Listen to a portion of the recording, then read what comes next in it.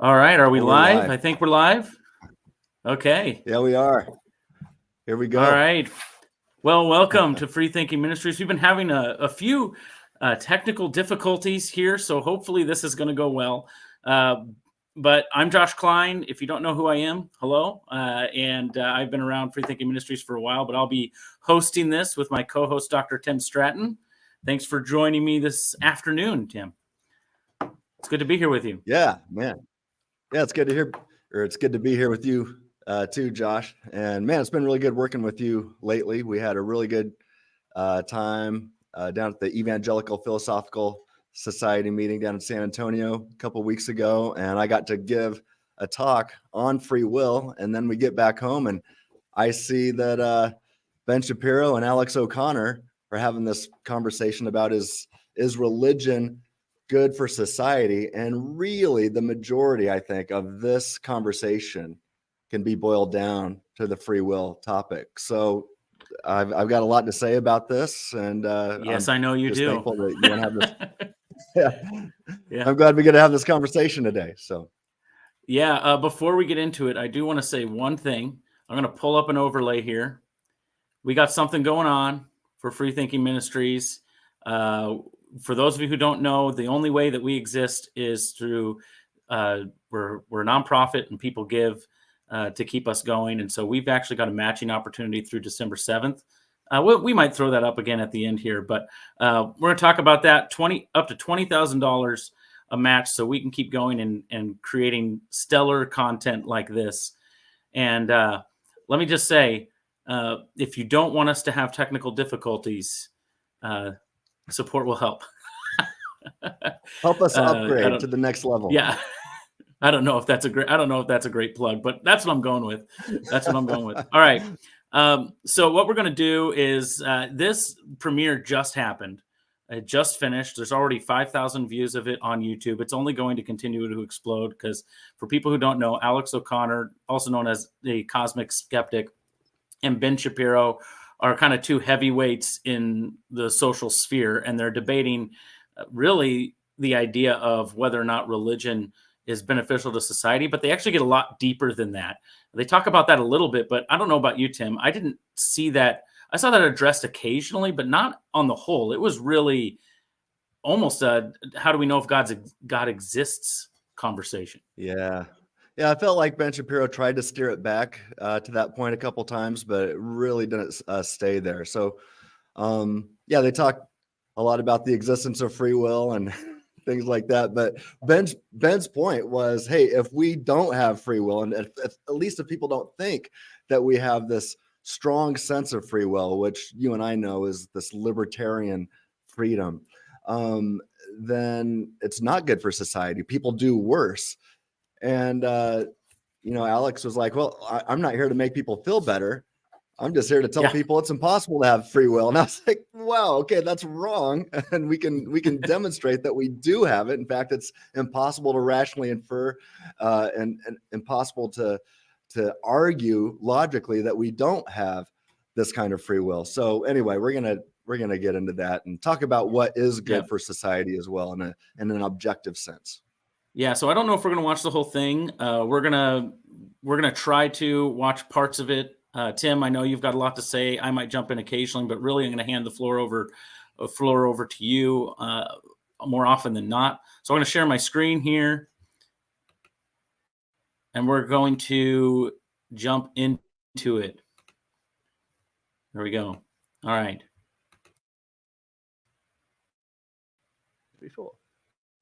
So Ben Shapiro is a prominent American conservative political commentator and columnist. Okay, so far? So far, so good. A graduate in political science from UCLA and the #1 New York Times bestseller, The Right Side of History, How Reason and Moral Purpose Made the West Great.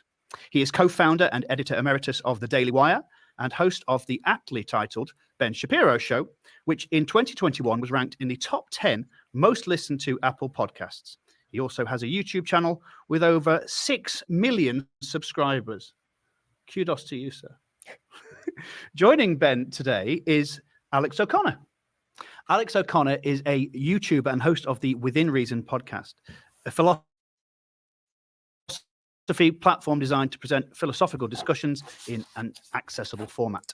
A graduate of philosophy and theology from St. John's College, Oxford University, he is also an international public speaker and debater, having defended his philosophical convictions against a wide range of experts across multiple continents, and whose online video material has been viewed more than 70 million times.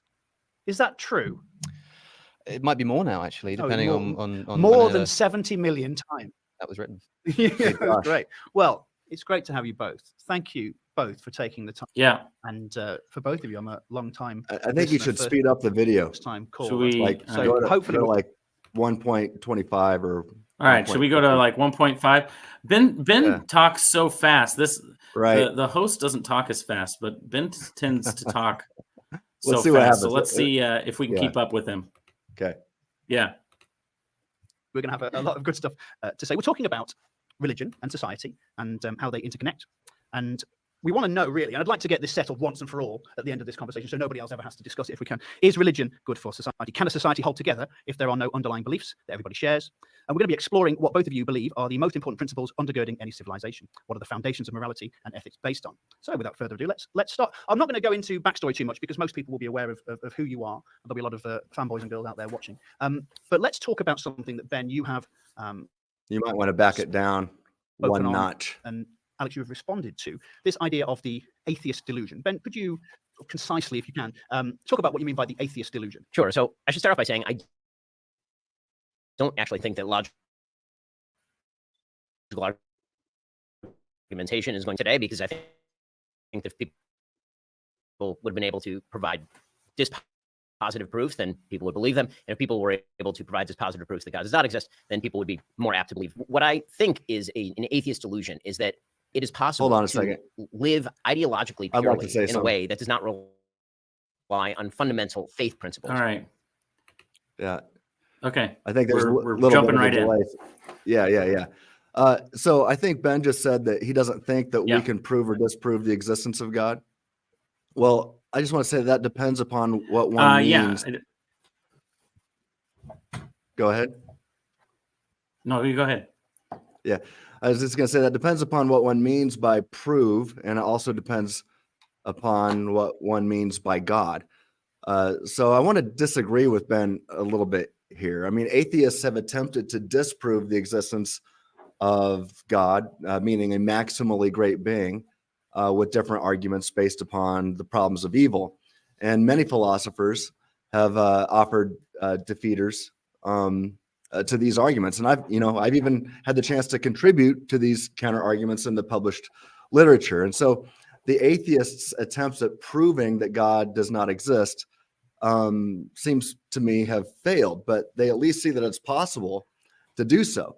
And on the other hand, there's a cumulative case of arguments such as Alvin Plantinga's, he's noted that there's a couple dozen arguments or so that logically prove the existence of God. And by logically prove, I mean deductive conclusions that show the existence of God. So that is to say, if the premises are true and the argument structure is valid, then when it ends with therefore God exists, well, you've got a form of a proof, a kind of a proof that God exists. So these arguments that in the cumulative case, they seem to have strong premises, some stronger than others.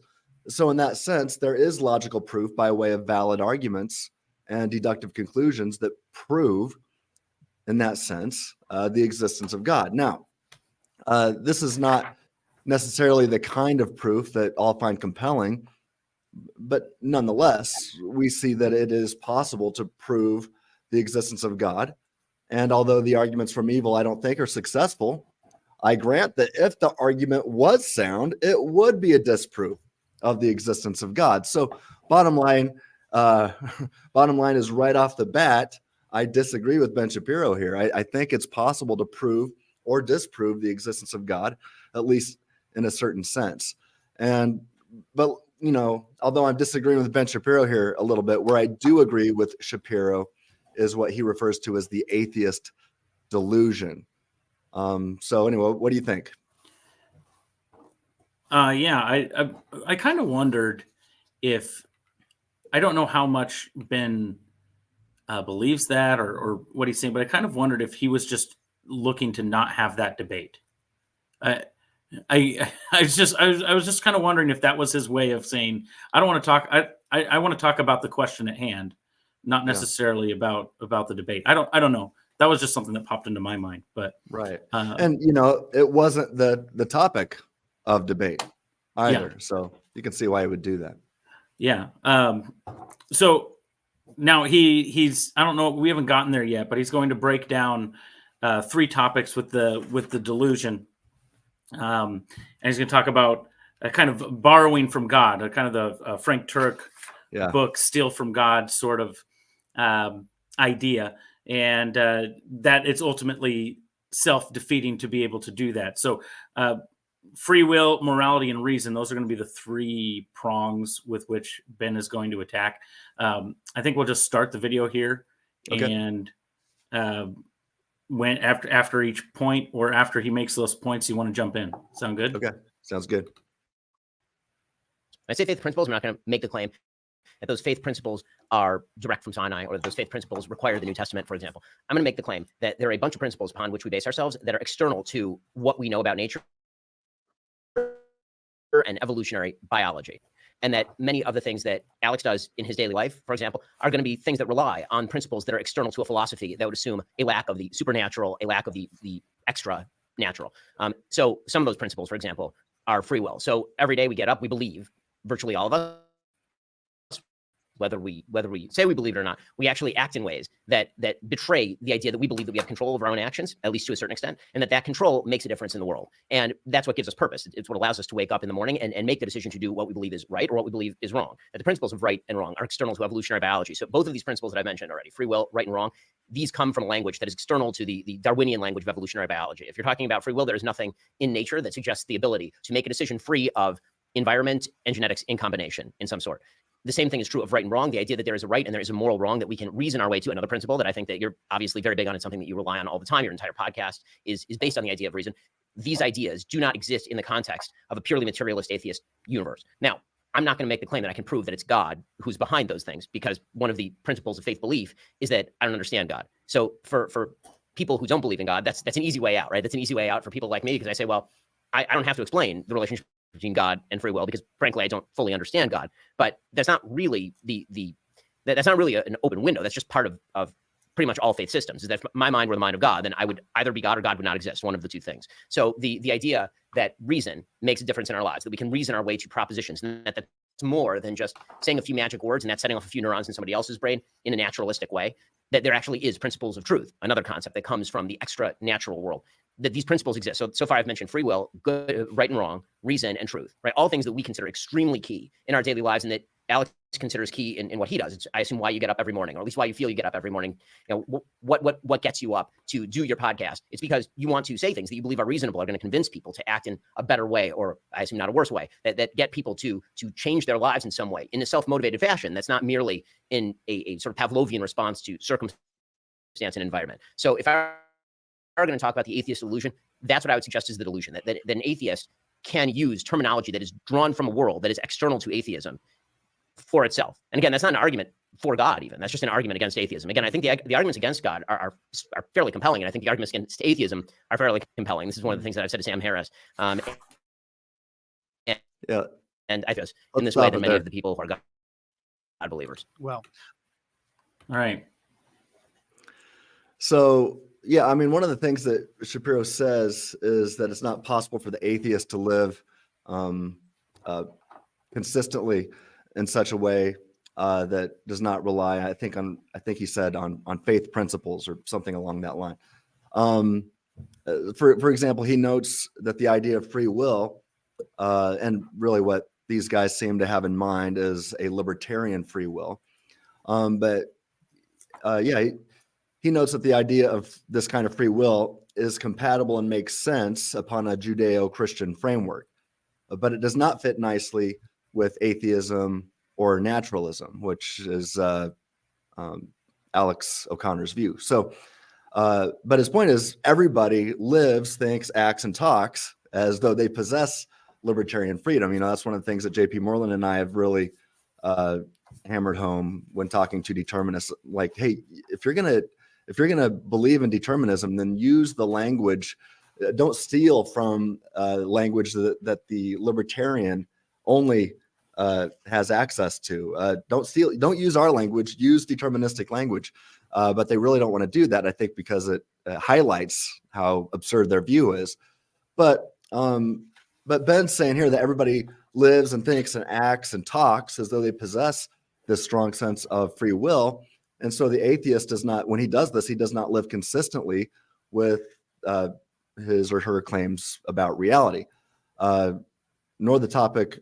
So the topic of free will is inextricably linked with the next two topics that Ben also brings up, which is reason or rationality and morality. So really quickly, let me go through some of these things. Let's talk about right and wrong and morality. Like the concept of libertarian freedom, the idea of objective morality, and I mean by that, objective goals in which we were actually created to attain, and objective obligations we actually have the power to keep or the power to break.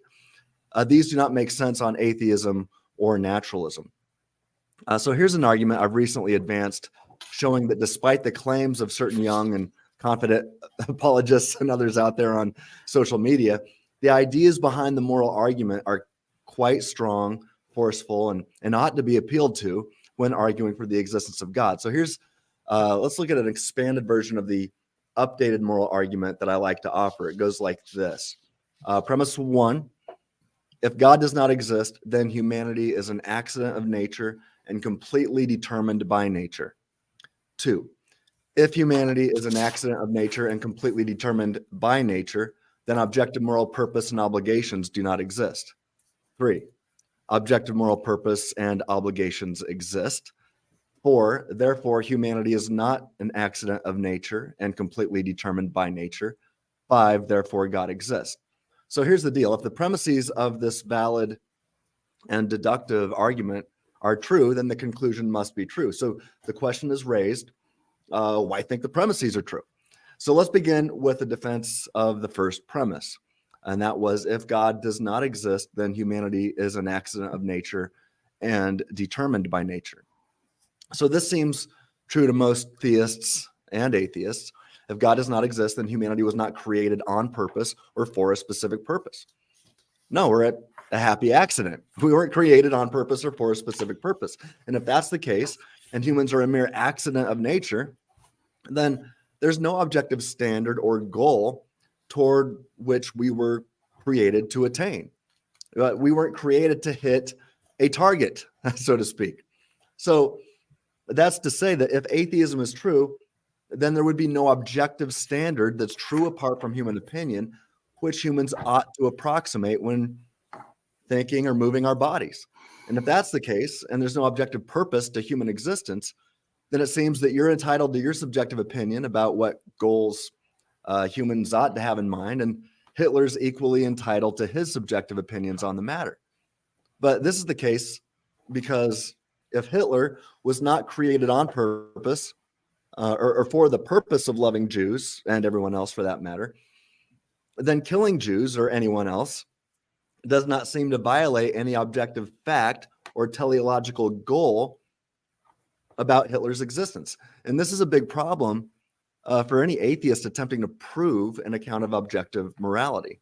But there's more problems for the atheist on top of that. So let's discuss objective obligations. So it seems that if God does not exist, then it's likely true that humans do not possess the power and ability to think freely in a libertarian sense. And this gets us back to Shapiro's first point about free will. And so here we're going to see that free will is extremely relevant to the idea of morality. That is to say, if God does not exist, then it seems that humanity would probably be completely determined by antecedent prior conditions, such as the laws and past events of nature. And JP Moreland and I have discussed this in our academic journal article called An Explanation and Defense of the Free Thinking Argument. And I've got to see JP's forthcoming work on this, where he really shows that the naturalist does not have he doesn't have access to libertarian freedom, even those who want to appeal to it. The naturalist really doesn't have access to it.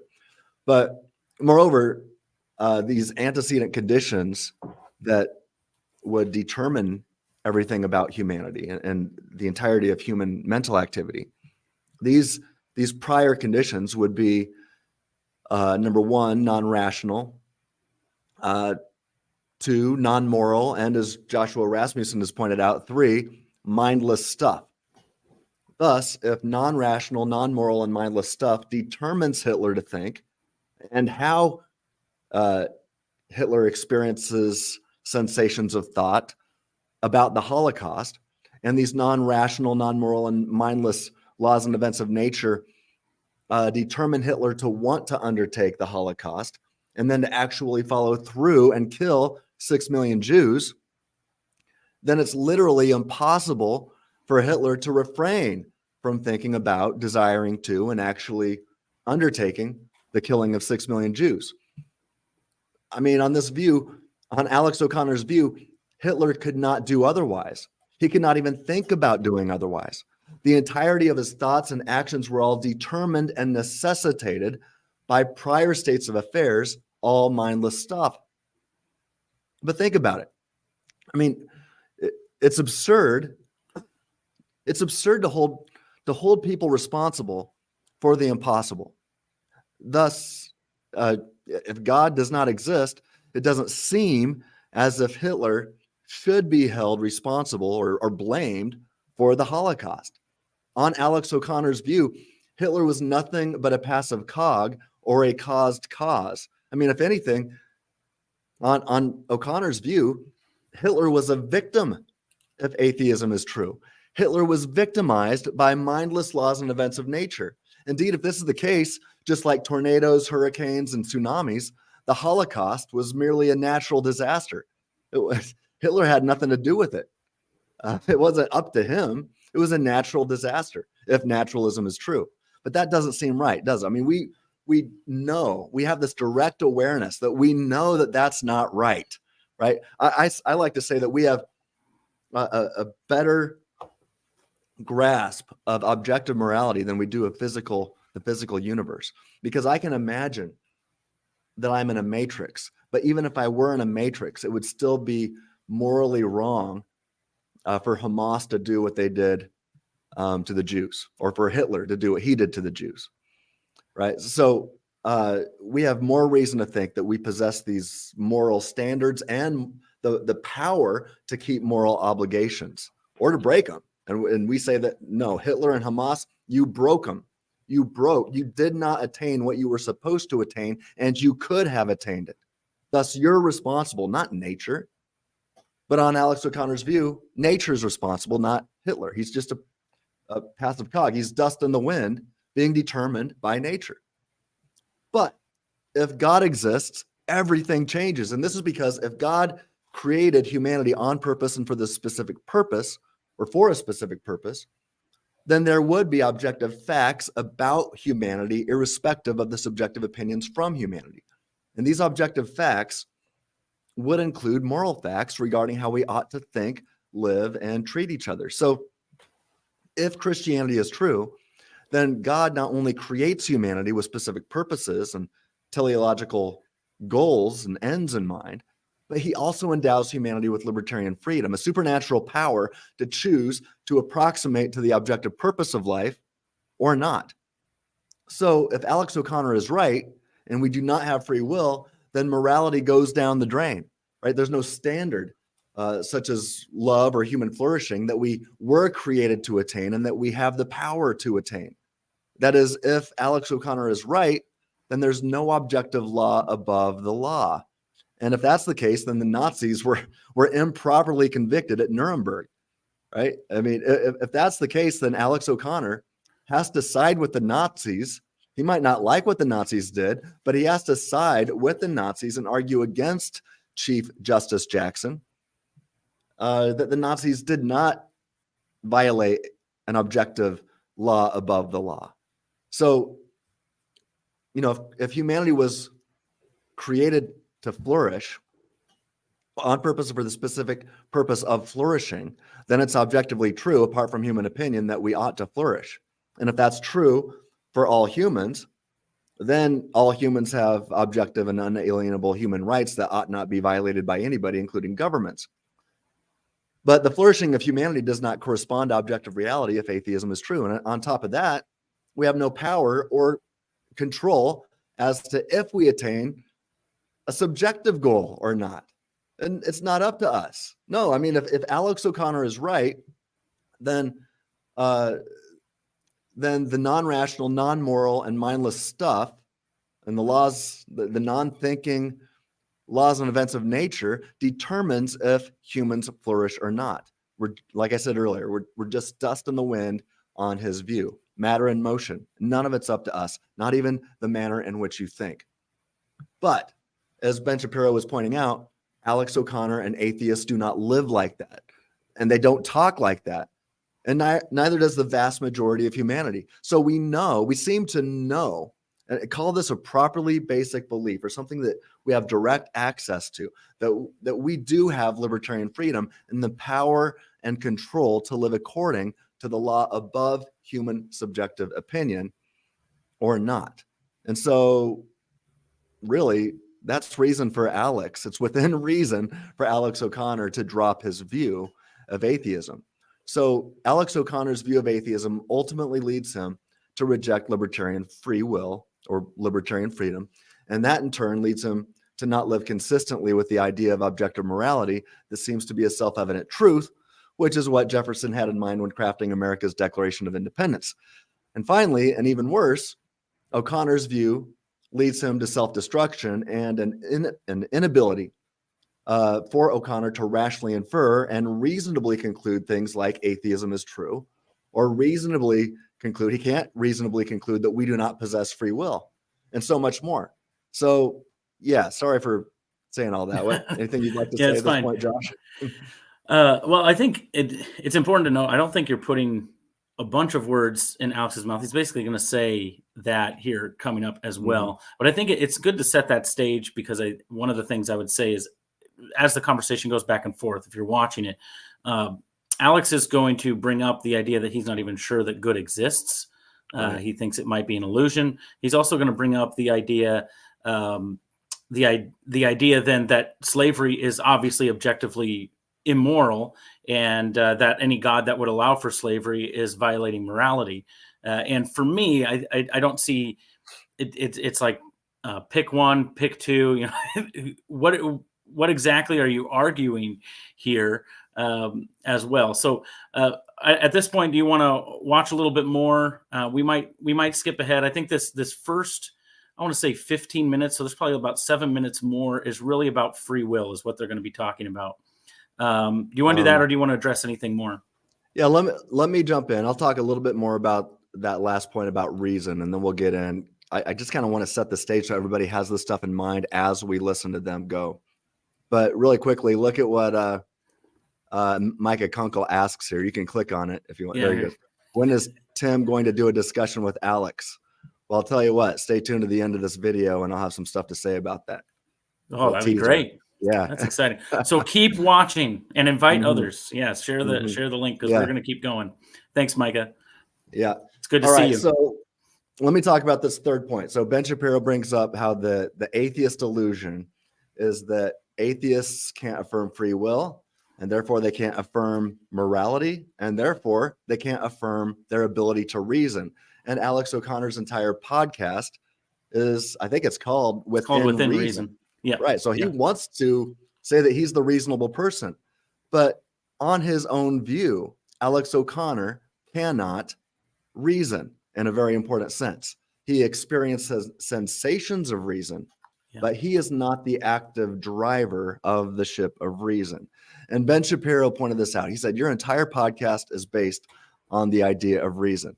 Now, the concept of reason is inextricably linked to that of libertarian free will. In fact, J.P. Moreland and I have contributed to the academic literature on this topic in our paper called An Explanation and Defense of the Free Thinking Argument. And basically, it can be summarized by noting that if humans do not possess the libertarian freedom to think, then this means that something non-rational, non-moral, and mindless exhaustively determines the entirety of human mental activity. Let's just refer to this non-rational, non-moral, and mindless stuff as the laws and events of nature. Now, if the entirety of human mental activity is determined by non-rational, non-moral, and mindless laws and events of nature, then we have no reason to believe our beliefs about metaphysical reality, such as the idea that God does not exist and that humans do not possess the libertarian free will to think. We have no reason to believe that's true.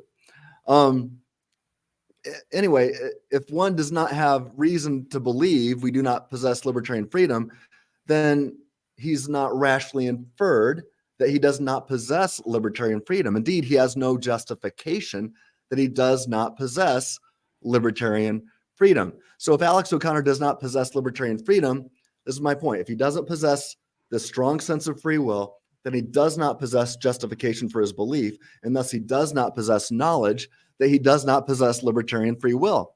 Indeed, if Alex O'Conner does possess knowledge that determinism is true, then determinism has got to be false.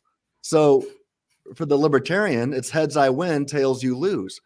But Alex O'Conner sure seems to think that he possesses knowledge that determinism is true. Thus, he actually has justification to reject determinism and to affirm that he possesses the libertarian freedom to think. And that is to say that Alex O'Conner has justification to reject determinism and affirm that he is indeed a libertarian free thinker. So here's the bottom line. Affirming that the entirety of one's mental activity is determined by non-rational, non-moral, and mindless stuff is utterly self-defeating. And I'm sure that we're going to continue to discuss these topics more as we continue to review this conversation. But J.P. Moreland and I unpacked this in great detail in our paper. It's called An Explanation and Defense of the Free Thinking Argument. Google it. It's free, and you can read it. But let's make sure to share that link in the description when we get done with this. Absolutely. And inviting Alex, if he's able to read that as well and see what he thinks. One of the things I do appreciate about Alex is that he is, interestingly enough, a very reasonable person to dialogue with. It doesn't get heated here. It's always amicable. And he does cede some ground. He does say, well, I'm not exactly sure how an atheist deals with that. So we'll get to that. Let's watch a little bit more, and then we can interject as we go. We'll probably skip a little bit here and there, but I want to finish this whole first section because I think this is a lot of what we've been talking about. Yeah. Well, something's certain. We don't do cold opens or soft starts here on the big conversation. Alex. Well, I am glad to begin on a point of agreement with you, Ben, that yes, if there is no God, there is no free will. But I think that's because there you go. The truth. Oh, of stop. Those statements. Sorry. I suppose the biggest criticism that I've made. Okay, we've made it 10 seconds. I know. I'm sorry. I can't. This is important here. That's right. Look, this is good though, because this is quite the admission from Alex O'Conner here. Because if he believes this is true, then this means, so he says that there's a point of agreement between him and Ben that yes, that if there is no God, there is no free will. So that means, if he believes this is true, then that means that if one can logically and deductively conclude that libertarian free will exists, then one has concluded that God exists and that atheism is false. So here, I got another argument here. This is one that I advanced in that same paper I talked about that I co-authored with J.P. Moreland, and it goes like this. Premise 1, if humanity does not possess the libertarian freedom to think, then humanity is never epistemically responsible. 2, humanity is occasionally epistemically responsible. I mean, after all, to argue against that premise is to affirm it. So conclusion, therefore, humanity possesses the libertarian freedom to think. And thus, according to Alex O'Conner here, God exists. So right off the bat, within O'Conner's first few seconds of response, he shows that it is within reason, to use the name of his podcast, it's within reason to reject his view of atheism. What do you think? Yeah, far be it from me to disagree. I will say he's going to offer, I think, an explanation for where he thinks the illusion of free will comes from. I don't know that that's a refutation of the argument, but he is going to offer that, and maybe we can tackle that when it comes to it. What do you think? Yeah, sounds good. All right. Of you in a video response that I made to the atheist illusion, and this show does seem to have an extraordinary capacity for putting me face to face with people that I've been talking smack about online. So, thanks again. By the way, I should say it's a great video, and everybody should watch it if they haven't. Well, I'm going to put that in the description. I think that glowing endorsement. The principal disagreement that I think I had with you, Ben, is that there was a subtle or not so subtle implication, in my view, that yes, with no God, there's no free will, but somehow having God can solve this problem. I mean, you said a moment ago that you don't think you can establish God's existence through reason alone, but assuming that you do believe in the existence of free will, you think it's a real thing that you have. Yes. And simultaneously saying that if there is no God, then free will makes no sense. Yes. That does read to me like an argument for God's existence, such that in order to either say that there is free will, in order to say that there is free will, one must believe in God. And that does strike me as an argument for God's existence. I mean, to slightly curve that, or to kind of sand off the rough edges there, I would say that the argument I made is an argument for something extra natural. Sure. Now, you can call that God or not God, but the thing that I'm making the argument for is that you cannot get from a materialist Darwinist universe to free will. That is not possible. So I know that the way you solve that is that you say that there is no free will. That's right. And what I'm saying to you is you don't act that way. I hear this all the time. People say, look, you may say there's no free will, but you don't act as though that's the case. I suppose that I'm just confused as to what it would look like for somebody to act as if they believe there was no free will. I mean, the very argument that there is no free will that I subscribe to, at least one of the various forms that it takes, is a sort of Schopenhauerian view that you can do as you will, you just can't will what you will, and that you are essentially just a biological machine reacting to its internal and evolutionary drives. That's what's happening. Now, call that nihilistic if you like, that's a separate question, but as to the question of how this would make one act, the idea that this might cause us to sort of lay around in bed all day or something, the very mechanism that I think is responsible for eliminating the possibility of free will, that is the drives that make people do what they do. Like I say, do exactly that. Make people do what they do. They make them get out of bed in the morning. Why do you get out of bed and go and make your breakfast if there's no free will? So you go and get breakfast because there's no free will and something is driving you to do that that's outside of your control. For sure. So to get back to the nihilism point, which you kind of put aside, so that means that this conversation is essentially worthless in any sort of real sense. I mean, effectively, we were driven here by evolutionary biology and environment to have this conversation. Everybody who's watching this is Can you hear me? Yeah. Yeah. So I don't know. On my end, it's kind of it's paused. There's just a little lag. Yeah, there's a lag, and I don't know about you, but on my end, the video is kind of cutting out a little bit. But I think yeah, mine's fine. But is it okay? Good. But at least I had the opportunity to watch this beforehand, and I encourage people to get in the comments of the video of these in this debate, not the one here. Yeah, get in the comments here too, but in the video where Alex and on the Unbelievable show, I had the opportunity, and I'm still interacting with some folks there. But Alex uses the words cause and make, and so he is assuming determinism before he even gets started. But even an event is determined if antecedent conditions are sufficient to necessitate said event. Now, Alex simply appeals to drives that determine us to get out of bed and eat breakfast, right? But this conversation is much more important about your favorite cereal and what time you get out of bed. We're discussing philosophical thoughts and ultimately our metaphysical beliefs. And as I discussed in my book, got it here, Human Freedom, Divine Knowledge, and Mere Molinism, choosing one's beliefs based upon one's greatest desires or their greatest drives. Alex is talking about what drives them, right? If you choose your metaphysical beliefs based upon what drives you, then that's not rational. That's the epitome of irrationality. To choose your beliefs based upon your greatest desires, that's not what a rational person does. I mean, Ben Shapiro should have responded by saying, facts don't care about your feelings or your greatest drives or desires. Facts don't care about your personal subjective greatest drives or desires. That's not how rationality works. Now, so I mean, if Alex is going to say that everything we do is based on our subjective drives, that and everything we choose is based on our subjective drives or desires, then that means that he's an atheist because of his own objective drives and desires. Well, that's a horrible reason to think atheism is true.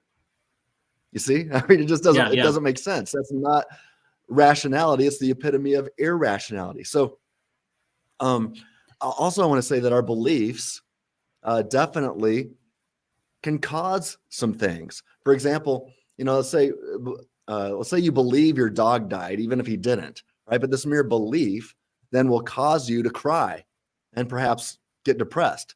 And as a result of this belief, you might even not get out of bed the next morning, right? Because we see here that beliefs do impact our lives. Beliefs even have an impact on our drives, right? I mean, let's say your dog didn't die, but you believed he did, so you got depressed and you didn't get out of bed the next morning, but you would have if you would not have had that belief. So we see that beliefs can have a huge impact on our drives, and thoughts and beliefs actually have been shown to cause this is really supernatural, if not miraculous here, but we have seen there's scientific evidence to show that thoughts and beliefs have actually do cause the physical structure and chemical makeup of your brain to change, and that it's not the other way around. I mean, it can be, but not always. So just the fact that it's not always that case, I mean, sometimes our brain structure will cause some beliefs, but we've also been able to demonstrate that sometimes our thoughts and beliefs change the physical structure of your brain. So you've got immaterial, non-physical thoughts and beliefs. Those don't weigh anything. And these things that we have can change our brain structure. And this has been noted by Dr. Jeffrey Schwartz from UCLA. He wrote a book called You Are Not Your Brain. So I encourage people to check that out. But yes, if one comes to believe that one has zero control of his thoughts, beliefs, actions, or behaviors, then it's sure to have a depressing impact upon most people. And moreover, as Shapiro notes in this debate, studies have shown that those who believe that all things about them are determined by something or someone else, well, they're much more apt to cheat and be the kind of folks who are rather unsavory, right? So they'd be more apt to cheat on a test or be more apt to cheat on their spouse. Or think, look what nature made me do. Or the divine determinants. Look what God made me do. Determinists, whether they be atheists or divine determinists, they've all got the same problems, just for different reasons. But anyway, this is important stuff. These ideas have consequences, so they matter, and it makes an impact. Getting back to the main topic of debate, is religion good for society? Yes. Free will, which leads to morality and rationality.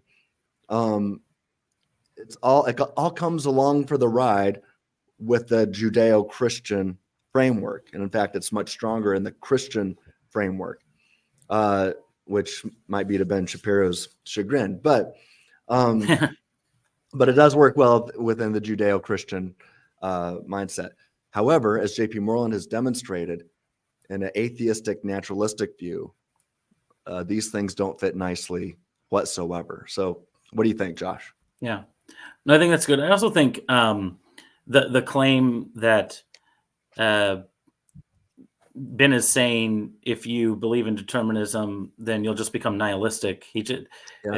Alex kind of says, well, we can debate nihilism. I don't think that's what Ben was saying. I think he was saying you act as if you have choices. Like you get up and you decide this or that. You decide that it's not that you just lay in bed all day, because that would still be a choice, right? So it's like I think what Ben is saying, and Alex is not necessarily, I don't know if they're talking past each other or what, but it seems to me Ben's not saying, well, if you really believed in determinism, you would be nihilistic. I think what Ben is actually saying is, if you really believed in determinism, you wouldn't even ever think you made a choice, because you would have no reason to even have that sensation of understanding that. So, No, I like how you said sensation there. So really it comes down to, am I the one who is active and driving the decision making, or am I experiencing sensations or these illusions that are caused by this experience of sensation of deliberation and choice? But if that's the case, then I'm not choosing. Choosing is happening to me and happening through me. But if we have this free will, then this libertarian freedom, then I am the chooser and the buck stops with me. But we'll get into that more later when Alex tries to argue against free will. Yeah. So let's get back to the video. And then after this section, we might skip ahead a little bit. Okay. My evolutionary biology and environment to have a particular reaction to that thing, and ever round the cycle goes.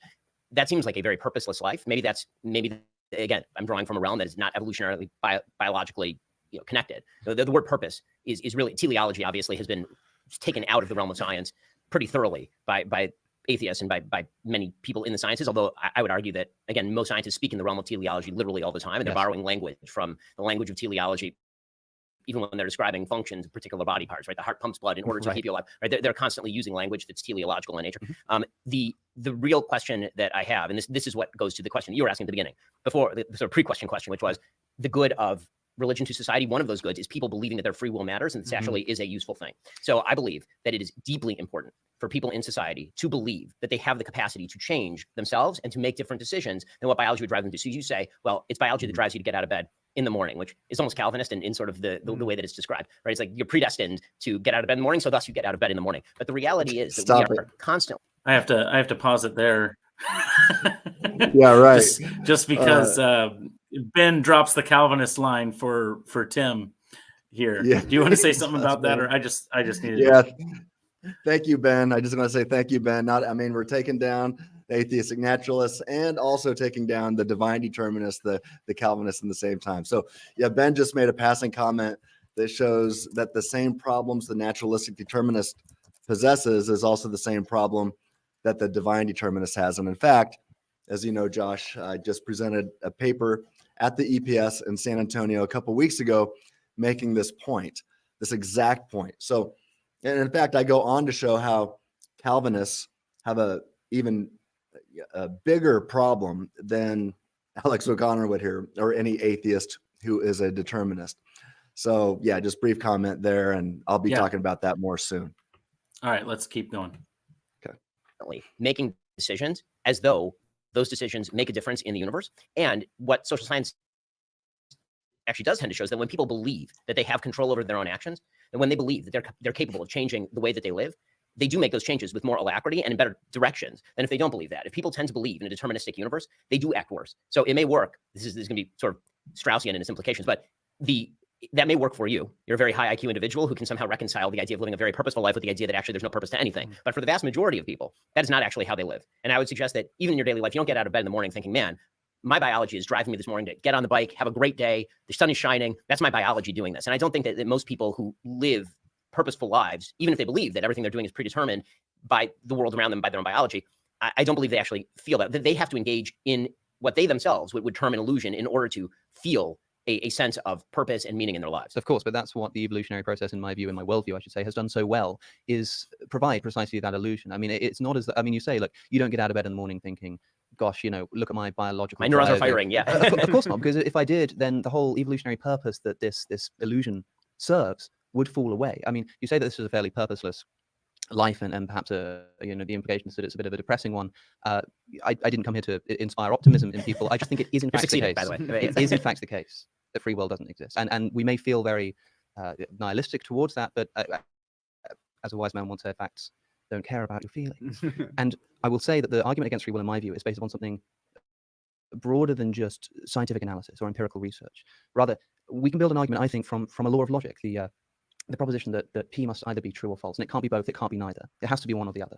Now, this law of the excluded middle, one of the foundational precepts of philosophy, we can simply ask a question of any kind of mental activity, and this will be regardless of whether it's material or immaterial. That's what makes this a crucial argument, and an important one, pertinent one, is that you can ask of that mental activity, is it determined or is it not? That is it determined by anything else, or is it completely undetermined by anything?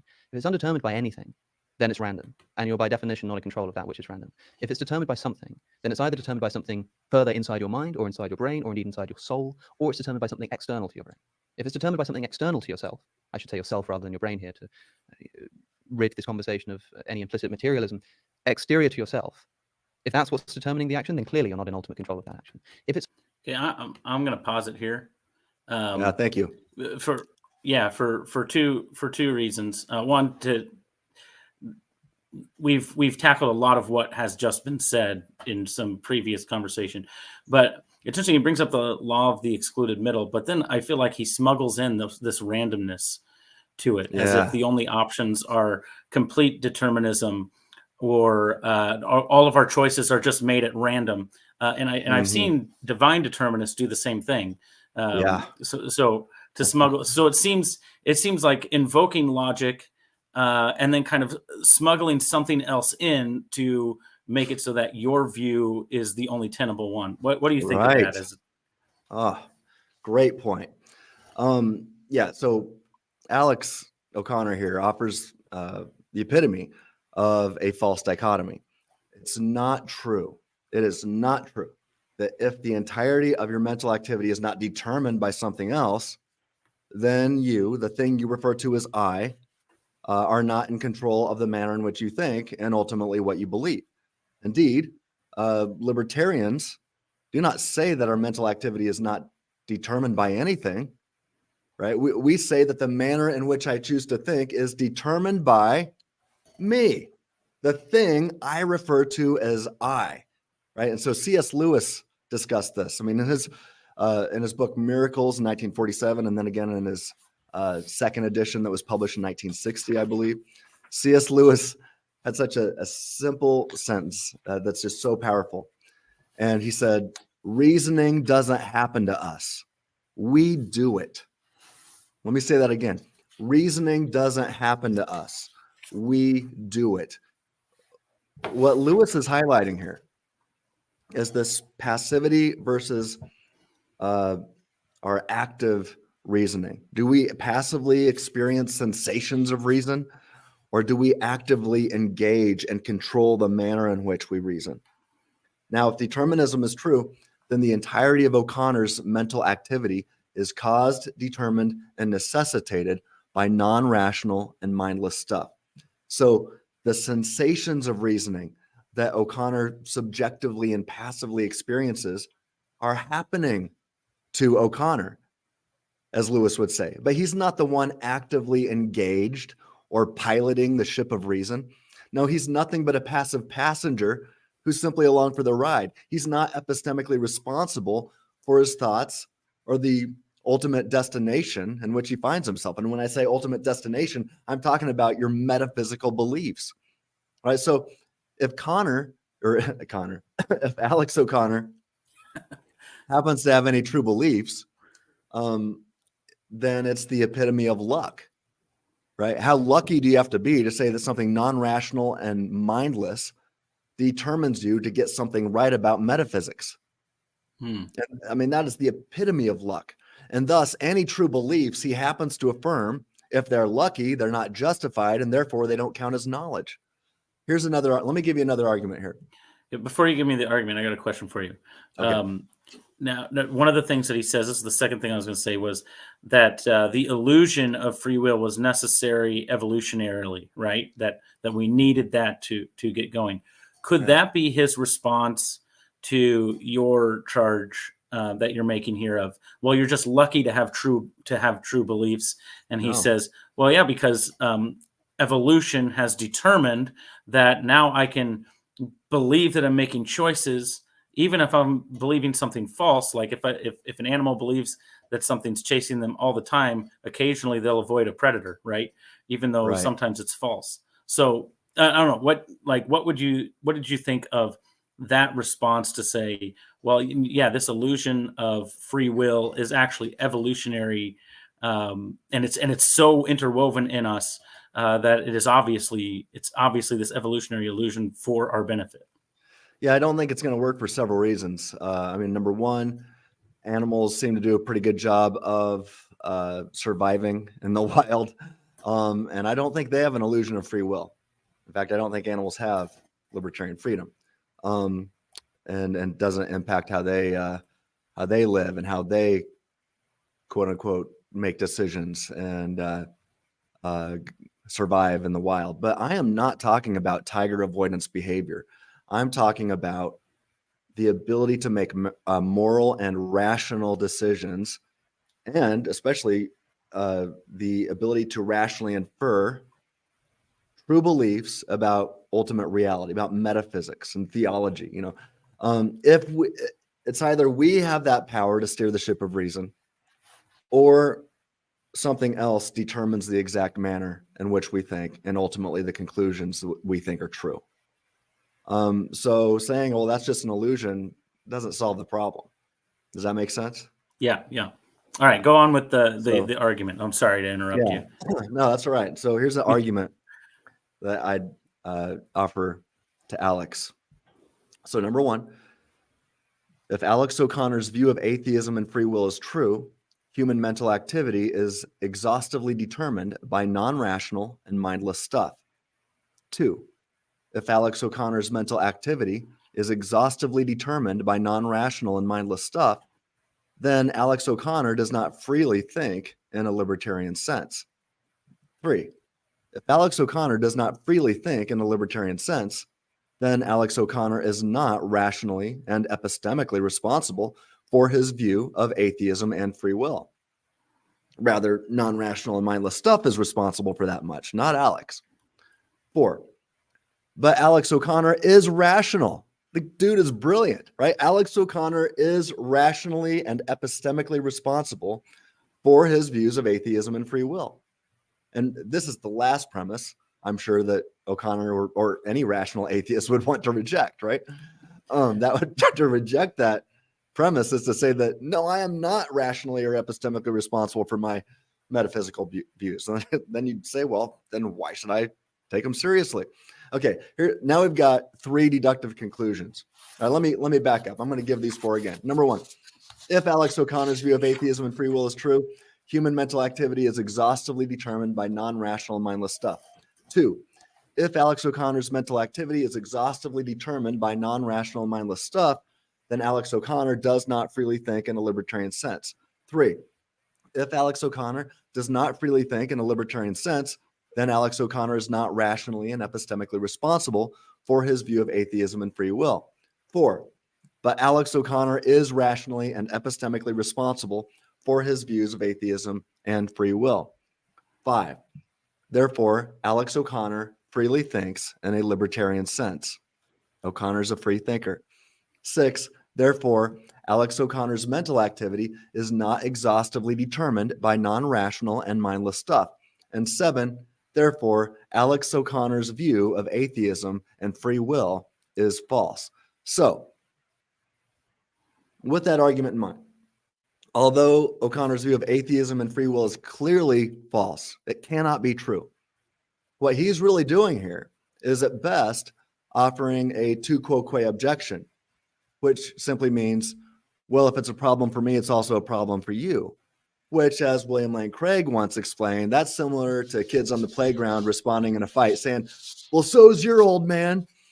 But so just let me say, though, that it's true that you could probably find some luck problems to apply to all people.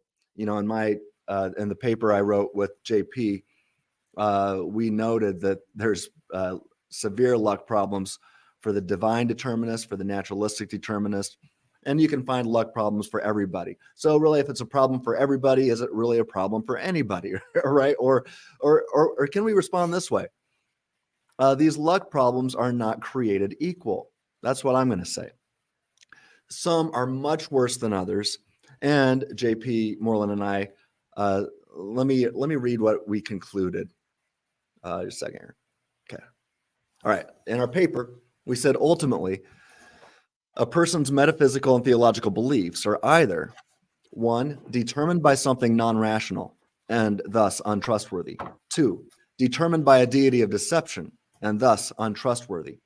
3, random and thus untrustworthy. Or 4, caused by an intelligently designed free-thinking agent created in the likeness of a maximally great being, God, with cognitive faculties, functioning properly, subject to no dysfunction, in an appropriate environment which can be aimed at truth if the agent is careful and handles his or her powers responsibly.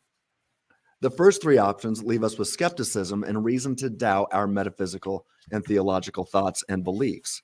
Option 4 is the best explanation and our best hope. However, the fourth option entails that one is free in a libertarian sense, not determined by something unreliable or someone who is untrustworthy. If one believes that he or she is a rational free thinker who is not ultimately mind controlled by something or someone else, then one should reject the determinism that seems to follow from both naturalistic determinism and divine determinism. Instead, one ought to affirm that a supernatural God exists. Moreover, one ought to realize that he or she is a supernatural and immaterial, active and rational, free-thinking thing, a soul created in God's image and likeness, and who will survive the death of one's body. So, what do you think? Yeah, I think it would be great for him to interact with that. I think you're hitting the nail on the head there. I think we're going to fast forward a little bit in the video here, because what I think happens in the next part of the video is in the next 3 or 4 minutes is basically him Alex talking about the very things you just addressed. So if you haven't seen it, yeah, go ahead. Really quick, click on Jamie Russell, Christian Middle Earth. His last comment, he says, "Love to hear your thoughts on doxastic voluntarism." Yeah, there you go. Hey, I talk about that all the time. I've written about it in my book. It's JP Moreland and I discuss it in the paper I've been mentioning. And I've got many articles on my website, freethinkingministries.com or Freethink Inc. That's INC, freethinkinc.org. And in fact, one of my favorite articles on my website is, I think it's called Debating Rationality with Robots. And the entire thing is about doxastic voluntarism. So, Jamie Russell, I'm going to point you there so that we can keep focused on this right now. But please check that out and let me know what you think. Good. All right, so I'm gonna fast forward a little bit, because most of the next, I think, about 10 minutes of discussion is on this topic that we've kind of covered here. So I'm going to try to fast forward to the next portion here in a very unscientific manner. So let's go to this and see where we're at here. All right. Precisely why it evolved, in my view. I think I totally understand that, but because it evolved so strongly, I will say that we are all, if we are sort of delusory in our belief in free will. I mean, you're quite right in saying that I act as if free will exists in the sense of not constantly being aware that it doesn't. I don't wake up and do those strange morning affirmations that you mentioned into the mirror about, the sort of heat death of the universe. But maybe you should. People, I think it is good to reflect on your mortality in that manner every once in a while, and it does inspire some serious thought about whether you're really taking your philosophy seriously. But I will say that the mechanism is so useful and has been so successful in embedding itself into our psyche that we cannot shake it off. So I can I can have conversations with people, as I do regularly, talking about the existence of free will, and they come away saying, you know what, that's extraordinary, maybe you're right about this. And nothing about the way they live their life changes, precisely because of the fact that the very argument I'm making relies on the assumption that we will still be driven by our drives. All I'm doing is identifying what's actually going on there, in my view. It doesn't actually change what happens or what the brain indeed does. So the utility argument for what you're saying about free will is that the main utility in you saying these things is for people not to believe you in the end. We are predetermined to go to a break at this point. So we're going to continue this. You're watching and listening to the big conversation from Premier Unbelievable with me, your host, Andy Kind. I've been joined. All right. So I'm going to fast forward a little bit more again. And that basically ends the free will discussion that they had at the first part of the show. Is there any bows you want to tie on that, Tim, or is that?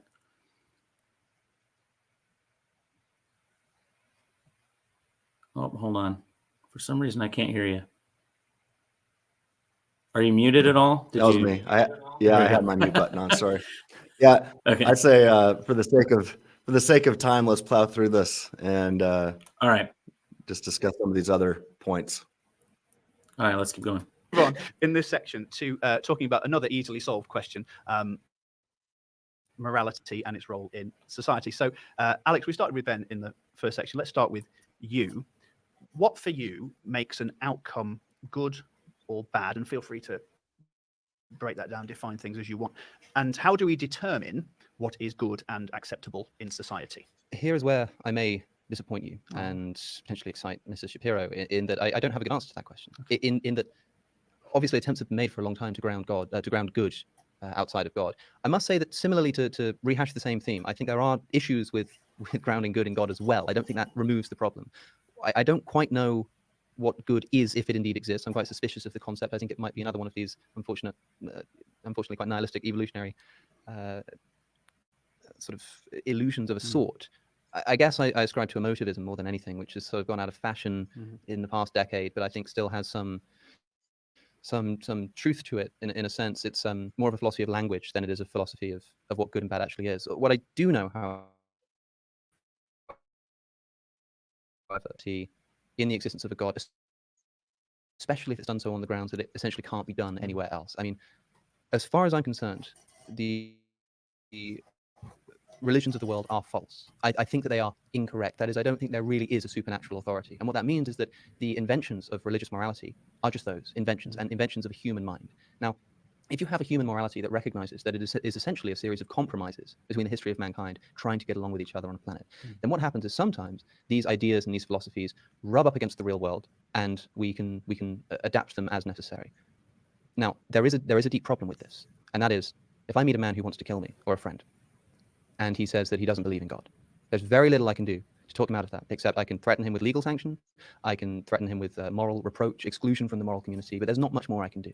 However, if a person says that he wants to kill me, and he believes that he wants to kill me because God has told him to do so, then I don't even have that minimal reproach available to me, because there is no law written by any man of any time that could ever count one iota against the dictates of the creator of the universe. Therefore, if that God in fact does not exist, and if these moralities are in fact human inventions, then what you have in the grounding of an ethical system in the dictates, allegedly, of the creator of the universe is all of the arbitrariness and subjectivity and failure and faults of nihilism and human invented morality, with all of the certainty and all of the faith and all of the unanswerability of the creator of the universe. That to me seems a dangerous cocktail that we drink at our peril. So many things there, and so much that you're saying is quite brilliant. I actually thought you were going in a different direction with that last example, which I'll explain in a second. So, you know, to start with the very beginning, obviously the idea of right and wrong. So there are many problems with the motivism. Alistair McIntyre does a good job sort of breaking down the problems with the motivism. But the sort of idea that there have to be certain moral absolutes that are beyond contention, and those moral absolutes have to be universally accepted. You can ground that, I suppose, in a sort of descriptive universe. The problem is that, to go back to your example, which again I think is a really interesting one, if a man comes to kill me, I think that the real question of religion versus non-religion in the utility sphere here is it more likely that a man is going to come to kill you being a devotee of a religion that says that he must kill you? Or is it more likely that a man is going to kill you out of self-interest because he is not a devotee of a God who says that killing is wrong?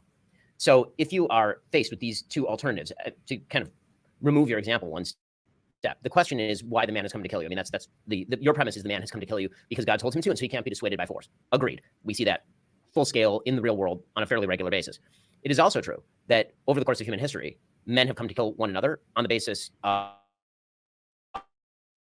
self-interest. Particular relationship with God, just the idea that I want to kill you over territory, I want to kill you over. All right. Did we get it paused for you? I think are you muted again? I don't know what's. Dang it, my bad. Sorry, I'll quit doing that. Yeah, Micah Kunkel points out here that's a good point and good counter by Ben. And I agree. And I just want to say, because we're talking about what's best for society here, that's the topic of debate. Now, Alex is worried about somebody coming to kill you because they believe that God told them to do so. Well, look, that's not the God revealed by Jesus. Now, Ben doesn't have access to this argument, but the God that Jesus claimed to reveal, and who I would argue claimed to be, was clear about how we ought to treat everybody, including those who see ourselves or see us as enemies, right? It's love everybody. So if somebody is a follower of Christ, they are not going to go seek to kill somebody. That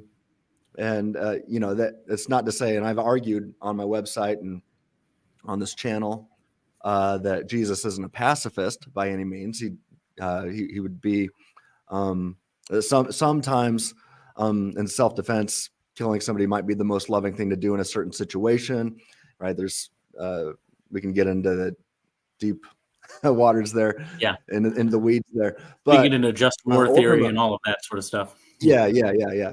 But Jesus is clear that the objective purpose of life is love. Teaches that murder is evil. And Paul goes on to say, hey, as far as it's up to you, you do everything to live at peace with everybody. He doesn't say that you always will be able to live at peace with everybody, but he's the first one that taught coexist. He says, as far as it's up to you, do what you can to live at peace with everybody. So this person that Alex is worried about isn't a Christ follower, a consistent disciple of Christ. He might be worried about a Muslim. So just to say, is religion good or bad for society? I mean, and I think the moderator kind of brings up that up later in the conversation, right? That we need to drill down on which religion is good. Just saying general religion probably is not helpful for the conversation because that's way too broad of a scope. I mean, definitely the religion practiced by Hamas, we should. People say, oh, that's Islamophobic. No, a phobia is an irrational fear. Yeah. It is not irrational to fear Hamas or ISIS. Or as David Wood has pointed out, any Muslim who believes three things and has knowledge of three things. They believe that Islam is true. They know what Muhammad actually taught. And they believe they ought to live consistently with all of Muhammad's teachings. If you reach any Muslim that has what he calls the triangle of jihad, then you have a rational fear. It's not irrational at that point. So there's some religions that are good, there's some religions that are good for society. I think Christianity and Judaism are largely good. I would say Mormonism is pretty good I go to Salt Lake City all the time. Spend a lot of time in Utah. It's a very safe place. It's good for society, even though I disagree with them and I disagree with Ben on Judaism, right? There's some religions that are better for society than others. And there's some that are just pure horrible for society, like Islam. And we've seen that with our own eyes now. Anybody that's watched the GoPros attached to the Hamas terrorists to see what they've done, I didn't think people could get worse than Nazis, but they have. And so, there's clearly some religion that is horrible for society. With that said, atheism isn't good for society. Why? You cannot ground objective moral purpose, objective moral power to keep the law or not. Again, if atheism is true, there is no objective moral purpose in which we were created to attain. And we don't have the power because we don't have free will, this libertarian freedom. We don't have the power to keep any laws or not. Nature determines that for us. So if atheism is true, you can't ground these objective and unalienable human rights that we hold so dear and that Thomas Jefferson recognized when he wrote the Declaration of Independence, which America is founded on. That's what America is all about, is our human rights, right? We're always talking about our rights. Well, these rights aren't objective unless God exists and created us on purpose and for a specific purpose. But if we're an accident of nature, say goodbye to these objective and unalienable rights. They're nothing but subjective desires at that point and opinions. So I'm going to say that Christianity and Judaism are largely good. I'm not saying that Judaism's true. Hear me. I mean, what's this guy say? What's I think we'll leave that one off because we're not necessarily having a debate on Are there things in I'm not their saying Judaism's false. Right? Yeah, well, Judaism I is think false. what he's talking about are extra biblical, Talmudic and other things that some radical Judaism can espouse. But I would say if Judaism has not been the arbiter of explicit moral evils throughout the history of the world, they've actually had to deal with that. Being thrust upon them by other religions. Yeah. I want to highlight Micah's comment here because this is something that I wanted to bring up too.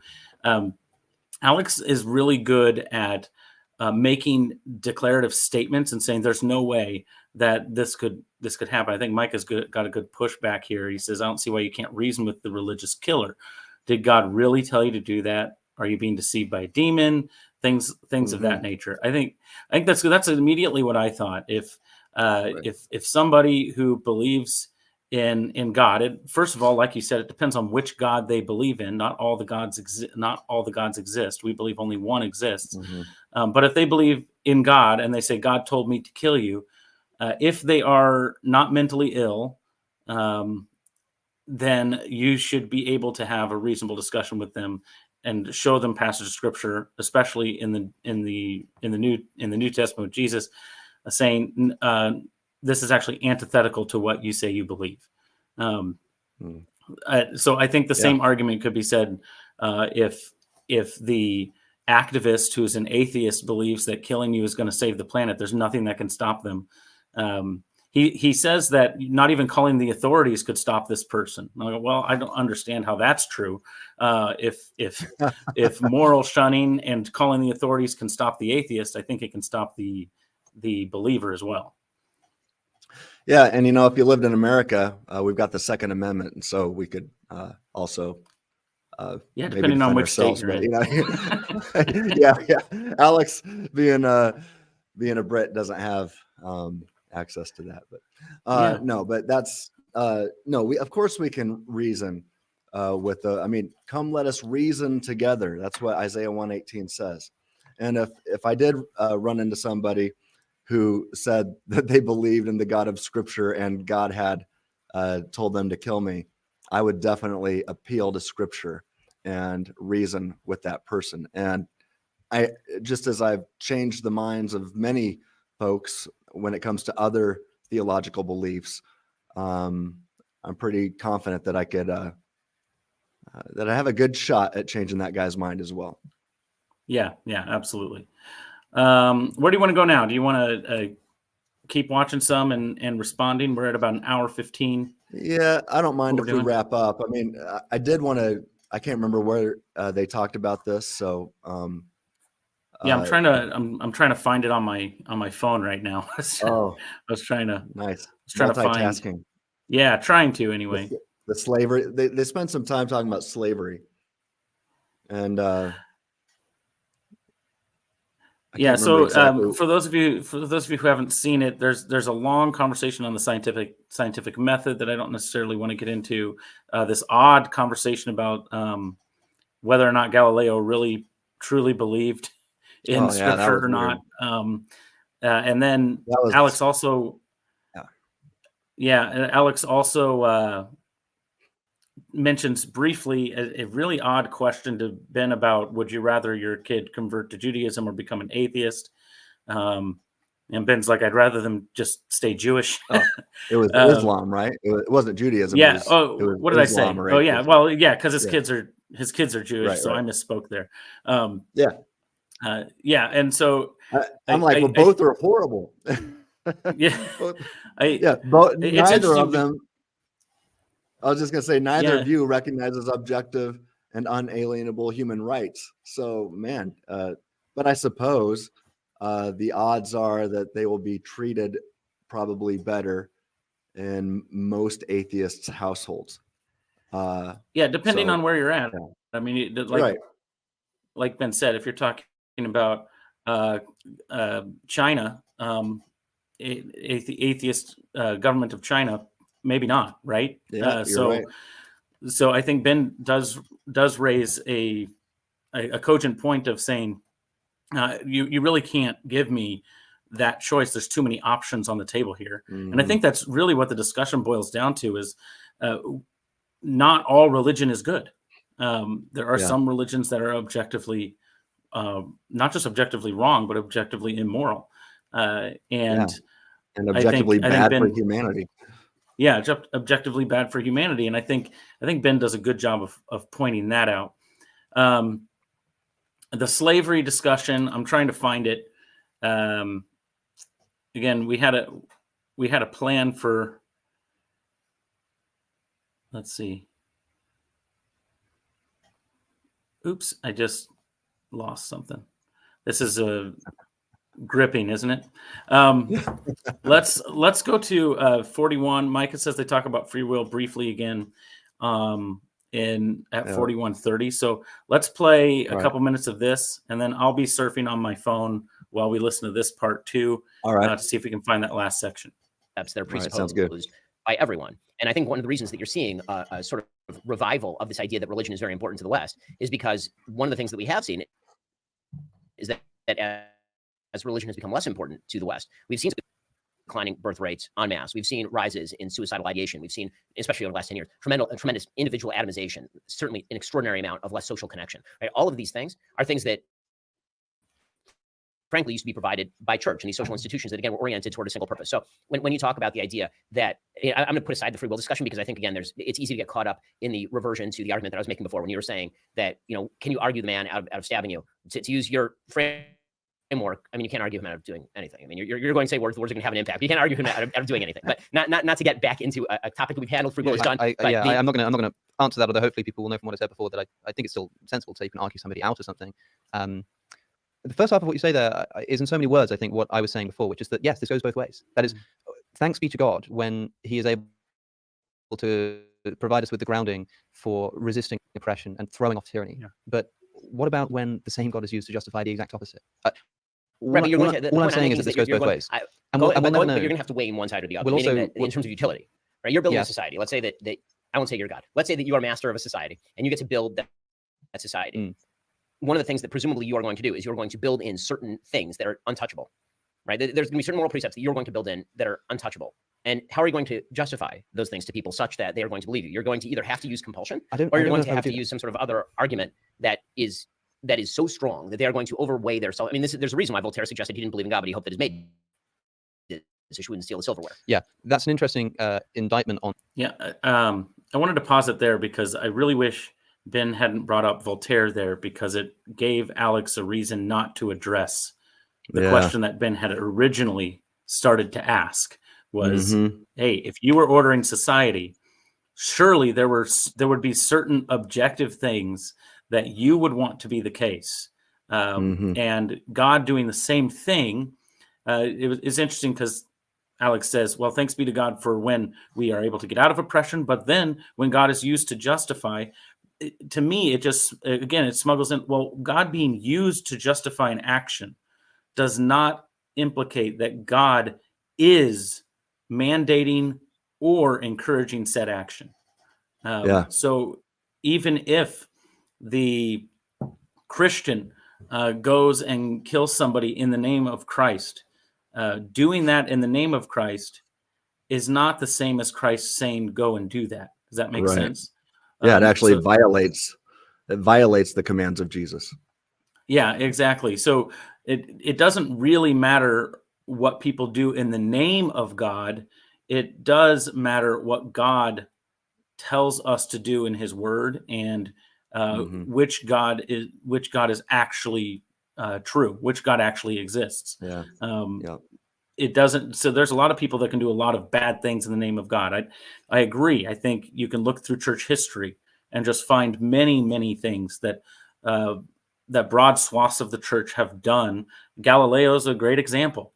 Have done in the name of God that you can't find anywhere objectively in the scriptures if you're reading them to actually have done those things. So that's something I wanted to say about that portion. And then I think I found the slavery portion, but I want to hand it off to you to see if there's anything you would like to add on to what Alex and Ben just discussed there.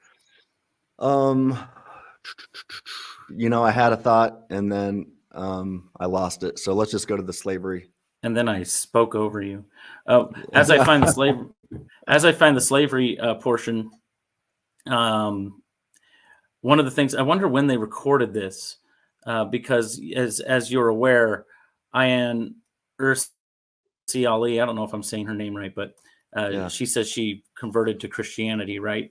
And it's interesting because part of her story that she wrote is specifically the fact that the only way to organize Western society in a way that can overcome wokeism, overcome Islamism, and overcome the predations of Russia and China is through the Christian view of society. That's her argument. So she makes the exact argument that I think they're trying to have a discussion here. The interesting thing is Ben doesn't necessarily have access to that argument.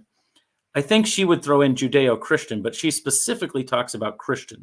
She leaves out Jewish. She says the Christian way of ordering society is the only way we can actually overcome those three threats to the West. I talk about that on FT Monthly, which will be released on Monday. Just a quick plug, a little bit more.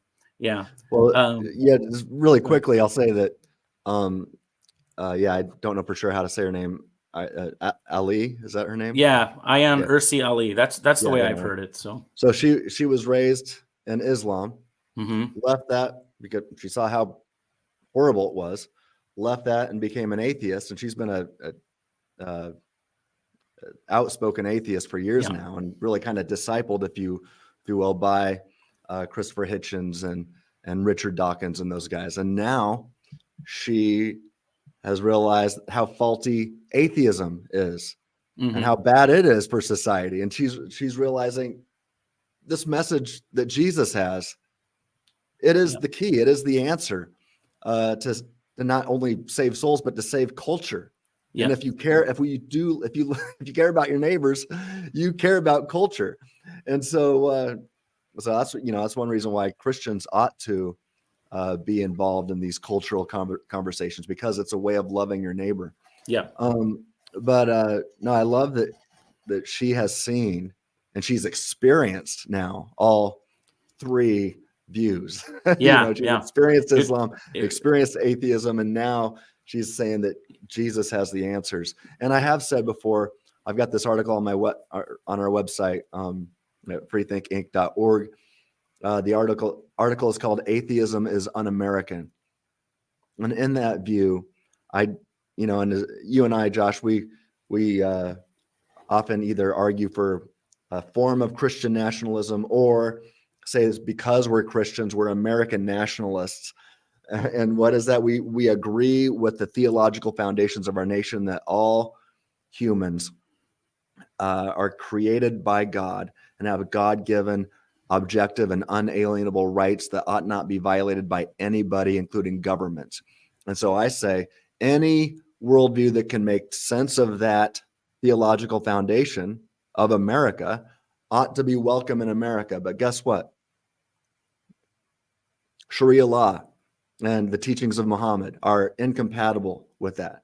Atheism is incompatible with the idea that we have God-given, unalienable, and objective rights that ought not be violated by anybody, including governments, right? There's a lot of worldviews out there that are incompatible with that. But I say, hey, look, even if you're not a Christian, but if you can rationally and logically affirm the theological and philosophical foundations of America, then welcome. Let's be neighbors. Let's be neighbors together. And that's why I think the Judeo-Christian framework works well here together. You can be a Jew and affirm the theological foundations of America. You can be I say a Jew can do it. Judaism can do it. Christianity really tightens down the screws, and Jesus makes the best sense of these objective rights that we hold so dearly.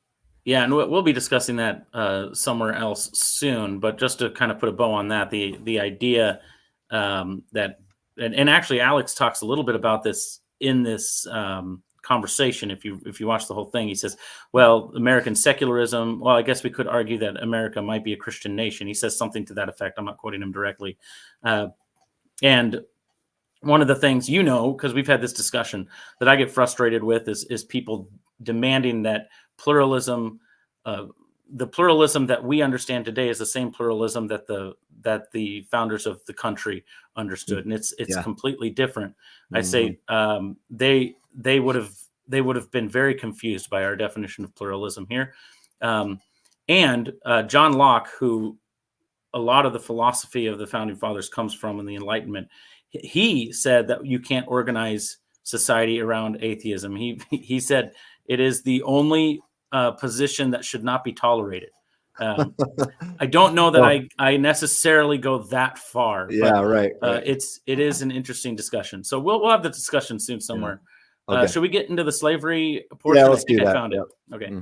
Let's see. I think I found see it, or as you might see it. And the answer is because two reasons. One, as stated right up top, I'm not God. I assume he has different logic than I do. Two, the Bible is in an inherently problematic position in the sense that on the one hand, it's trying to divulge important truths for all time. At the same time, it's talking to a people of a particular time. Yes. And this is a well-worn tradition inside Judaism. So to take the slavery example, there is no mandate to hold slaves in the Bible. Right? There are lots of mandates in the Bible. Many mandates. There's 613 of them according to my religion, right? That's why I do all these weird things that I do.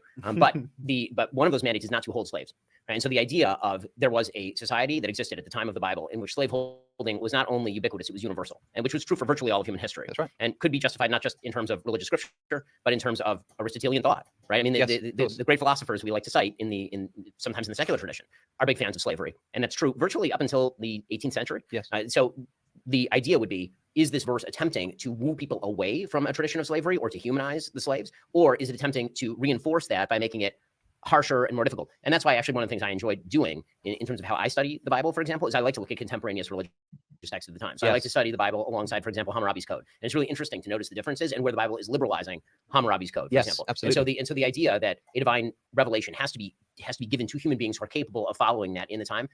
Again, that's part of the difficulty of I think rebutting religion in a certain sense, because again, it seems wiggly, but it really isn't, in the sense that if you believe, as I do, in a God who spoke to human beings in some form or fashion and has to speak to them on a level that they can understand, in ways they can understand, then that immediately is going to discount the ability to do a lot of very radical things that would have appeared radical in 1200 BC, but now appear to be commonplace for us. Yes, I understand this argument, and I've heard it many times. I must say that it seems strange to me that God does seem willing to completely and utterly condemn a bunch of other practices, including, by the way, imaginary crimes like witchcraft, just done away with entirely. And even if it is the case that God, for some reason, couldn't even hint at the idea that maybe eventually we should be moving towards the abolition of the idea of owning human beings as private property, he just had to hinted at it, but yes. I still think it's the case that he would not permit a flat immorality, and I think you would agree with that too. And so when I open the Old Testament or the Hebrew Bible, and when I look at the texts saying that if you lay siege to a city, you can kill, if the Lord delivers it into your hand, you can kill the men and the women, you can kill the men and keep the women and the children and the livestock as plunder, as Deuteronomy says. And in the very next verse, the very next chapter says that, if you see a good-looking woman, and I'm not interjecting that, if somebody finds an attractive woman, yes, if fatawar is the actual Hebrew, then they can take them for themselves, and if they want them as their wives, and they take them home, they shave their head, they cut off their fingernails, they give them 30 days to mourn their old husband, who you may very well have just killed. And then you can take them as your wife. When Numbers 31 has Moses instruct the slaughter of the Midianites, saying, kill all the men, and this time the women get killed too, but not the women who haven't slept with the man. And why might that be? And it says that, keep them for yourselves. And I hear all the time that this is some kind of liberalizing process. Maybe it's because, these people wouldn't survive on their own. It's some kind of protective measure to make sure that you're looking after them. If that's the case, then why does it only apply to the virgins? That seems a little bit suspect to me. It's sort of Scripture's littered with these kinds of.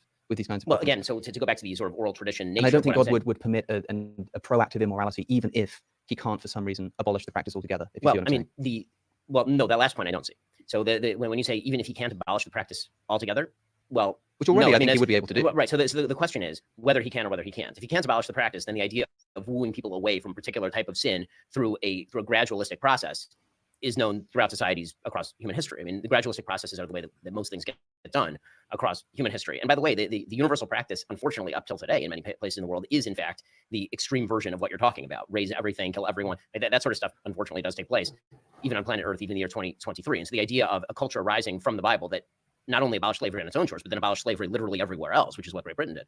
That, again, to separate that off from a tradition that also says that every human being is made in the image of God, right, which is the verse from Genesis, or that you have to treat the stranger well, right, which is repeated more than any injunction in the Bible, right? There are these traditions that are at war with each other inside the Bible, which is why there is this hotly fought kind of argument inside biblical circles about all this stuff, which again is one of the reasons why I said right up top that when it gets to, I can't just open the Bible and interpret the text as I would see fit. Say, well, I don't like this verse right here. Contradictory? What's that? You say that scripture is contradictory? Well, I say that scripture is, some scripture is time bound and some scripture is not.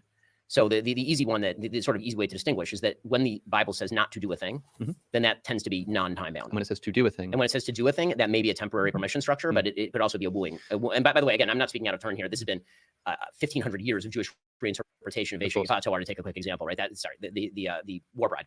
The longstanding Talmudic tradition, which again is almost 2,000 years old at this point, is that was deliberately an attempt to avoid mass war rape. Which again, you can scoff at that, but mass war rape happened on this continent 70 years ago when the Russians literally raped everyone as they came into Germany. So, these evils continue to exist in the human heart. Even if this was a liberalizing force, and even if this was not as bad as other slavery, do you think that the ownership of other human beings under the conditions of the Hebrew Bible are immoral? Yes. So how do you account for God commanding something, which you now see to be, or rather permitting something, and explicitly and giving you details about how to do something, which is proactively immoral? Because he's not permitting me, permitting my great to do something immoral, to do something immoral that in the time was not considered immoral. It wasn't considered immoral, but was it immoral? Now today's standards that were developed by the Judeo-Christian tradition, sure. But today's standards developed under the Judeo-Christian tradition, immoral. So which, by the way, you're living off. I wanted to get to the part where Alex says that now Ben's being a moral relativist, because I actually think it's kind of a cheap shot, because that's not what Ben's doing at all. But go ahead and say what you were going to say. Well, I mean, Ben's right. He's doing some things here that are right, like basically saying, hey, you got to practice some good hermeneutics here. I mean, and do you understand the culture? Do you understand the original languages and the genre that it's written in? I mean, there's so much work that goes into some of the stuff. But if we just want to look at what the Old Testament says about slavery, I mean, he's saying, hey, Alex was saying, hey, nowhere in Scripture is there a command against slavery. Nowhere in Scripture is saying that slavery is bad or whatever. Well, I don't know what Bible he's reading, because in the very first book of the Bible, Genesis, chapters 37 through 50, let me read you an article I wrote recently called "Can Anything Good Come from Slavery?" I just wrote this July 31st of this summer. So here's a section of that. Genesis chapters 37 through 50. The Bible recounts the story of Joseph being sold into slavery against his will. Joseph was a favored son among his brothers, Joseph was a favored son among his brothers and faced betrayal when they sold him into slavery out of jealousy and resentment. His captors took him to Egypt, where he served as a slave in Potiphar's household. Despite enduring hardship and adversity, Joseph eventually earned the trust of Potiphar. Unfortunately, he was unjustly accused of a crime and imprisoned. While enduring this affliction in prison, however, Joseph's ability to interpret dreams caught the attention of Pharaoh. This eventually led to his eventual release and promotion to high-ranking positions in Egypt. This helped Egypt prepare for and survive the harsh times that were coming ahead. Years later, his brothers came to Egypt seeking food, but they didn't recognize Joseph. After all, he was much older and probably wearing a very cool Egyptian headdress. And upon revealing his identity, Joseph did not seek vengeance or reparations. Instead, Joseph forgave his brothers who had wronged him in the past.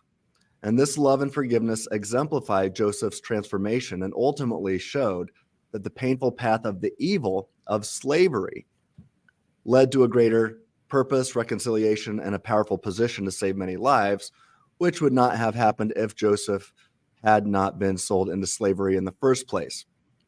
So here's what it says in Scripture and the relevant point here. Quote, But Joseph said to them, "Do not fear, for I am in the place of God. As for you, you meant evil against me, but God meant it for good, to bring it about that many people should be kept alive as they are today." That's Genesis 50, 19 and 20. So what can we learn from the biblical account of Joseph's life?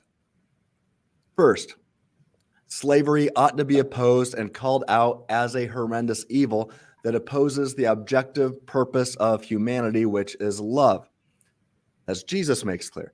Indeed, the objective purpose of humanity is love, and thus we ought to seek to stop those who are opposed to the very reason humanity exists, and those who are involved in the slave trade, right? That's the epitome of evil. It goes against what Jesus taught the objective purpose of life is. And here it shows that this is what Joseph was saying is the epitome of evil, being sold into slavery against one's will. And the first book of the Bible is called evil. It says what you meant for evil, God used for good. So I'll stop there. I won't read the whole article. All right. But yeah, the scripture is clear in the very first book of the Bible that being sold into slavery against one's will is the epitome of evil. Now, with that said, as Paul Copan and others have demonstrated, there was a kind of slavery back then, which I would say credit cards have taken the place of today.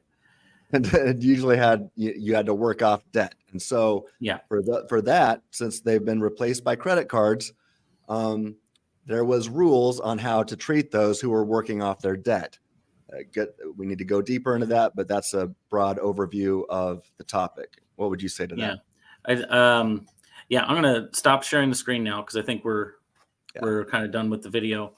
But I will say, and let's go here. Woo. All right.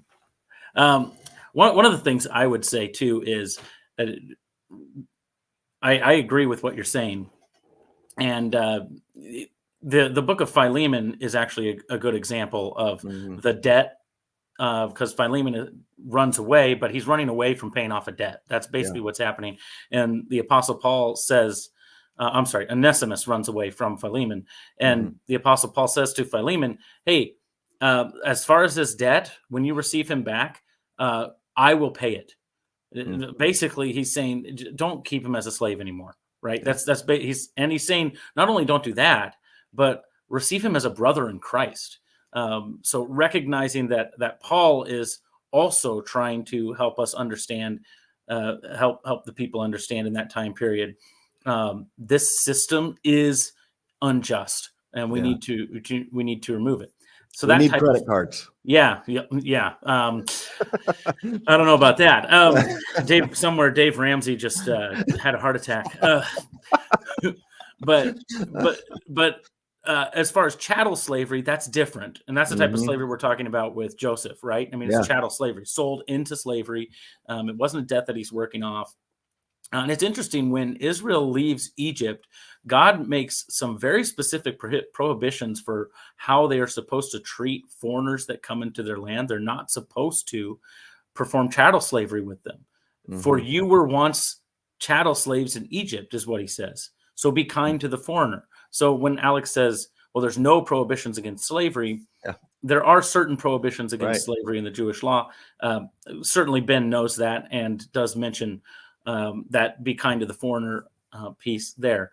But I also want to push back against, it's interesting because I think sometimes there's this idea that, well, if God doesn't prohibit something like slavery the way I would have prohibited something like slavery, then that makes God immoral.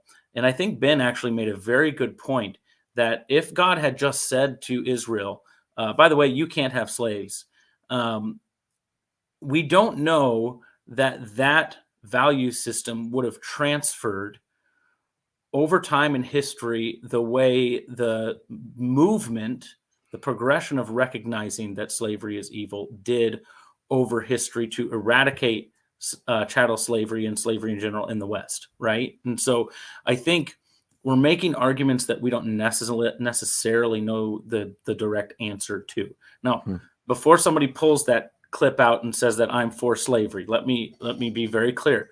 I am not for slavery. I think slavery is evil. Yeah. 100% full stop.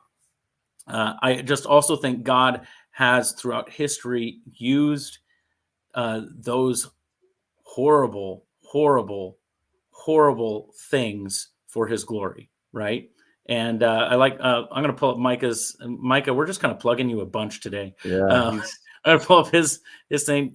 Ben does make a good point there. Only God has that middle knowledge. I think that's all the counterfactuals of how slavery could have and should be completely avoided. I think that's a good point. Yeah. So what else do you want to say as far as that? Well, You told people to stick around for a certain reason. Is there anything you want to wrap up with? Well, just to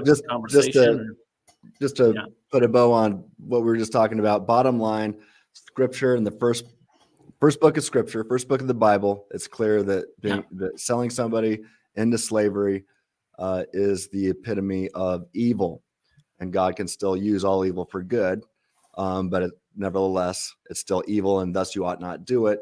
And if there's any clarification that's needed after that, study the teachings of Jesus. Christ followers, see how we ought to treat everybody, and just study the two greatest commands, and then how Jesus makes it crystal clear. If there's still confusion after the second greatest command, he gives a parable of the Good Samaritan. It shows how you should go out of your way to treat somebody who would probably not return the favor, because this is the closest thing we had to racism back then. And he talks about how you love that person, go out of your way, you spend your money out of your own pocket on that person, you take time out of your day to go serve that person to make sure they're doing well. This is somebody who would probably, maybe they would have taken you into slavery if they had the opportunity, so Jesus is clear. So this is not a problem for the Christ follower, right? One who has both the Old Testament and the New Testament at their disposal. Jesus clarifies everything. So I just want to say that. Now, we did say that I think it was Micah again who asked, when are you going to debate Alex O'Conner on this? Yeah. Well, I don't know if I'll be debating Alex directly. I sure would love to have a conversation with him on so many issues. But Unbelievable has contacted me to see if I'd be willing to discuss some of these things on their show. So who knows? Maybe Alex will join us, but I will be interacting with some of Alex's comments on that show soon. So, as I like to say, stay tuned. All right. That's awesome. Yeah. There was just so much in that discussion too, that I just want to say there's things that we weren't necessarily able to touch on as well. So maybe we'll end up doing a follow-up as we're able to parse through some of it, because I thought it was a really valuable and good discussion. Two very reasonable people that weren't really punching each other, but also not pulling punches either. So it was good discussion. And I just want to say, the topic was, is religion good for society? I want to say that I think Ben Shapiro is good for society. Yeah, it really. Now you're canceled. People are just going to come out of the woodwork. No, I think he's. I really. I've learned a lot from him. Just how to think. He's an attorney, so just how to think logically about legal matters and political matters. The dude is brilliant, and I do try to listen to him almost every day, and also enjoy just the others at the Daily Wire. They've earned my trust, and it's not to say I agree with everything that Ben or his colleagues say, but I value what they're bringing to the culture right now, and I just encourage everybody out there to give the Daily Wire a shot. Yeah, there you go. Mm-hmm. And Ben, even though you're never going to watch this, maybe you will. I want to say this. Micah. Sorry, Micah. You really hurt Micah's heart. He says he thought you were going to be talking with Alex, and now you've just hurt his. Alex. He's invited to be on the show with me if he wants. Yeah, I love it. The same thing. Like, hey, Alex and Ben, if you want to come all the way down to the lowly depths of the to the subscriber base of Free Thinking Ministries, man, we'd love to have those. What if we inserted a Christian that is not a determinist into that conversation? What if we did that? That would be even a more robust conversation. I'm going to highlight Darren here. I think that is absolutely right. I think we can all agree with that. Yeah, amen to that. So we're looking forward to that. I'm really looking forward to the opportunity to see if what you are going to be doing with Unbelievable, hopefully that comes to fruition. Yeah. I got something else. Is it breaking news? Yeah.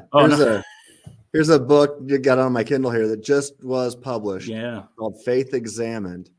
And I contribute a chapter in here with others like Eric Hernandez and Elisa Childers. And so many. Sean McDowell wrote the foreword. But it's called New Arguments for Persistent Questions, Essays in Honor of Dr. Frank Turek. And my chapter is all about really defeating all the problems of evil that I could think of. There you go. So whether it be natural evil, gratuitous evil, moral evil, problems of divine hiddenness, animal suffering, dinosaur suffering, whatever it is, I think we've got some good answers to these. So I encourage people to get Faith Examined, published by Whippenstock. Awesome. And let me know what you think of it. Yeah, that's cool. Dinosaur suffering. I don't know that I don't know that I've ever even considered that. I care about the dinosaurs, man. There you go. Me too. I'm not saying I don't. I just don't know that I've ever actually spent a lot of time thinking about dinosaur suffering. Also, we are planning on doing another live stream next Saturday, right? You and me. We're going to be fielding questions, maybe giving away some books and stuff. So we're going to spread the word on that and just kind of talk about the culmination of the last month. Where we're going as far as Free Thinking Ministries is concerned. Lots of fun stuff to talk about. So stay tuned for that next Saturday, I believe. Is that right, Tim? That sounds right to me. I knew we talked about it. I got it on my calendar, I think. We've made the promise live now here, and so there's no going back. You should share the fundraising banner one more time. Yeah, let's do that. Also, as we're doing that, I do want to plug my show on Free Thinking Ministry. So it's called FT Monthly. Every Monday, be talking about some interesting things this Monday, including Ayan Ursi Ali. And I always get in trouble when I do this, talking about homosexuality and things of that nature. But if you would be so kind as considering partnering with us as we continue to seek to equip the church to engage with the culture by applying good theology to everything. You can do that this month by going to the Give Where You Live link. I'm going to put that in the description as soon as we end here. But if you go to freethinkingministries.com and you see this banner on our website, just click on it and it takes you right where you need to go. We only exist because people have supported us through prayer first and through finances second. So please consider doing that. We would really, really appreciate it. Anything you want to add to that, Tim? No, just amen to that. All right. And we've got this match right now. Some generous donors have banded together to get us $20,000 to match. So anything that's given in up to $20,000 is automatically doubled. So if you can give $1, that magically turns to $2. If you can give $100, that magically turns to $200. And obviously do the math. If you can give $1,000, that'll turn into $2,000. If you can multiply by 2, you've got it figured out, right? Which is tough for me, but I think I finally got it down. Yeah. With that in mind, I think this has run its course at about 2 hours. It's been fun to look at that. There was so much that I would have loved to get to that we can't get to today, maybe again in the future. And stay tuned in the future for more stuff on Free Thinking Ministries, on our website, on our YouTube. We got a lot of stuff coming down the pike, and we're excited for this. And get excited to go buy some gifts and celebrate Christmas here soon. Yeah. Amen. All right. God Hey, bless. Stay reasonable. Stay reasonable. Oh, we almost did it. We almost did it. See you guys. See you.